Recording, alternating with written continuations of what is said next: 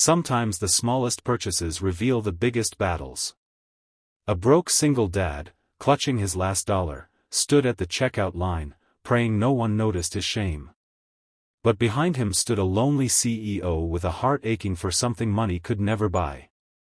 That moment, just a pack of diapers, would forever change both of their lives. Ethan Walker stood in the harsh fluorescent light of the neighborhood convenience store, clutching a single crumpled dollar bill in his calloused hand. His other arm held his 2-year-old daughter, Lily, who rested against his chest with sleepy eyes, unaware of the storm her father was drowning in. His jeans were faded, his shoes scuffed, and his face carried the exhaustion of a man who hadn't slept properly in months. Once, not too long ago, he had a steady job at a construction company, a decent apartment, and dreams of building a life where Lily would never know hunger or cold. But life had a cruel way of unraveling even the strongest threads. The layoffs came, then the bills piled up, then the eviction notice followed. His wife had left him even before Lily's first birthday, chasing her own freedom and leaving him with full custody. He didn't mind the sacrifice, it was Lily who kept him going, but the weight was relentless. Tonight, his daughter had run out of diapers. He had searched his pockets, checked under couch cushions at the shelter where they were staying, and counted every coin. Finally, he had just $1 left. It was enough for a small pack of the cheapest diapers, not much, but enough to get them through the night. As he placed the pack gently on the counter, his face burned with shame. He didn't want the cashier to see how empty his wallet was. The man behind the register scanned the item and said flatly, "That'll be $6.49. Ethan's heart sank. He froze. His hand trembled around the crumpled dollar. He hadn't realized the price had gone up. His mind raced. What could he do? Return the pack? Beg? Ask for a discount? His throat felt dry, his pride suffocating him. Just as the cashier stared at him impatiently, tapping his fingers, Ethan whispered hoarsely, I only have $1. Could I, maybe get just one diaper?" The word sounded pathetic, even to his own ears. The cashier frowned, about to say something dismissive, when a deep voice behind Ethan cut through the heavy air. "I'll take them all," the voice said. Ethan turned slowly, startled. Behind him stood a man in a tailored navy suit, expensive shoes polished to a shine. He was tall, well-built, with salt and pepper hair and eyes that carried both power and loneliness. In one hand he held a basket with bottled water and nothing else. In the other, his black credit card gleamed. The man's voice was firm but kind. "Ring up everything he needs. And add more, diapers, formula, whatever the child requires. Put it all on my bill." Ethan's lips parted in shock. His face flushed with embarrassment, gratitude, and disbelief all at once. "Sir, I can't let you do that," he stammered. The stranger gave him a gentle, almost pained smile. "Sometimes letting someone help is the bravest thing you can do." And just like that, Ethan's world began to shift. The man introduced himself simply as Daniel Pierce, though Ethan didn't know the name carried weight in the city's business world. Daniel was the CEO of Pierce Global, a multinational corporation that owned skyscrapers, luxury hotels, and half the developments in town. To the outside world, he was the man who had everything: wealth, power, influence. But to Daniel himself, he was just a man with a mansion that echoed with silence. His wife had passed away years earlier, and they had never been able to have children. His life was filled with board meetings, legal contracts, business trips, and empty dinners. He came to this convenience store not because he needed water, but because sometimes he just wanted to see ordinary people living ordinary lives, something his fortune had stolen from him. That night, when he saw Ethan trembling at the counter, holding on to his child and his dignity, something inside Daniel stirred. It wasn't pity, it was recognition. He knew what it was to be alone, to feel like the world didn't care. And maybe, deep down, he wanted to fill the father-sized hole in his own heart by helping this struggling young man. After paying for Ethan's groceries, Daniel followed him outside. Rain had begun to fall, soft and steady, pattering against the cracked pavement. Ethan turned to thank him, his voice raw. "I don't know why you did this, but thank you. My daughter, she needed this. I didn't know what I was going to do."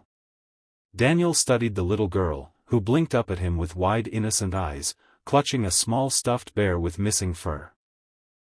Something softened in Daniel's chest. "You're a good father," he said quietly. Ethan gave a broken laugh. "Good fathers don't run out of diapers. Good fathers don't sleep in shelters." His words cut like glass. Daniel placed a hand on his shoulder. "Good fathers don't give up. And I see a man who hasn't given up." That night, Daniel insisted on giving Ethan and Lily a ride back to the shelter. On the way, Ethan told him bits of his story, the job loss, the eviction, the struggle of raising a child alone. Daniel listened, really listened, in a way no one had in months. When they reached the shelter, Daniel sat in silence for a long moment before saying, "You don't deserve to be here. You just need a chance. Let me help you." Ethan shook his head, suspicious. "Why? Why me? You don't even know me." Daniel's gaze was steady. "Because once, a stranger helped me. And it saved my life. Maybe this is how I return the favor." For the first time in months, Ethan felt hope flicker in his chest. The next morning, Daniel returned to the shelter, shocking Ethan, who thought he'd never see the man again. But Daniel was serious. He had already called one of his managers and arranged a job interview for Ethan at one of his company's construction sites. "I hear you used to work in construction," Daniel said. "We could use someone like you. Hardworking. Dedicated. A father who fights for his child." Ethan hesitated, overwhelmed. He wanted to refuse, to say he didn't need charity, but when he looked at Lily, who reached for Daniel with a giggle, his pride softened. He agreed. At the interview, Ethan impressed the hiring manager not with a polished resume, he barely had one, but with his honesty, his experience, and his determination. Within days, he was given a position as a site supervisor, modest pay but stable and promising. It was the lifeline he had been praying for. Daniel didn't stop there. He arranged for a small apartment near the site, covered the first month's rent, and even made sure Lily had childcare. Ethan was stunned, humbled, and grateful beyond words. But what touched him most was how Daniel never treated him like a charity case. He treated him like a friend, like a man worthy of respect. Over time, their bond grew. Daniel would visit often, bringing little gifts for Lily, a teddy bear, picture books, colorful dresses. But more than the gifts, it was his presence that mattered. Ethan noticed how Daniel would linger, watching Lily play, his eyes misting as though he were seeing something he had lost long ago. One evening, after a long day of work, Ethan invited Daniel in for dinner, just spaghetti and canned sauce, humble but heartfelt. They sat together at the tiny kitchen table while Lily babbled happily. Daniel smiled, admitting, "This is the first family dinner I've had in years." Ethan frowned. "But you're rich. You must have everything." Daniel chuckled softly, shaking his head. "Everything except what really matters. Money can buy 1,000 suits, 1,000,000 square feet of marble floors, but it can't buy laughter at a dinner table. It can't buy a child's hug. It can't buy love." Ethan saw the loneliness in Daniel's eyes and realized that maybe, just maybe, both of them had saved each other. Months turned into a year, and Ethan's life transformed. He worked tirelessly at the construction company, earning promotions and respect. Lily thrived in her daycare, growing stronger, happier, and always asking when Uncle Daniel was coming to visit. And Daniel? For the first time in decades, he found himself smiling more, laughing more, feeling less like a CEO and more like a man with purpose. One crisp autumn evening, Daniel invited Ethan and Lily to his mansion. Ethan was hesitant, feeling out of place, but Daniel insisted.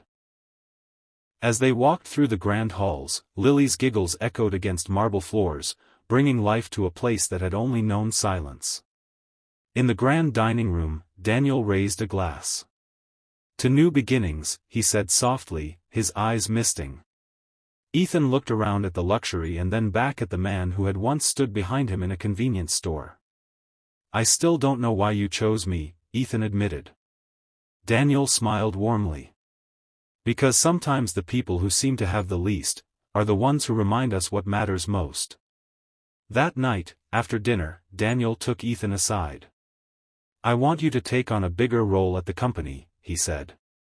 "You've proven yourself. But more than that. I want Lily to have more than I ever could. I can't replace her mother, and I won't try. But if you'll allow me, I'd like to be part of her life. Family doesn't have to be blood, Ethan. Sometimes it's chosen." Ethan's throat tightened. He reached out and clasped Daniel's hand firmly. "You already are family." From that day on, they became an unlikely trio, Ethan, Daniel, and little Lily. The broke single dad and the lonely CEO, bound not by circumstance but by kindness. And every time Ethan bought diapers, he smiled, remembering the night when a stranger said, "I'll take them all," and gave him back his dignity, his future, and his family. Subscribe for more stories that touch the heart.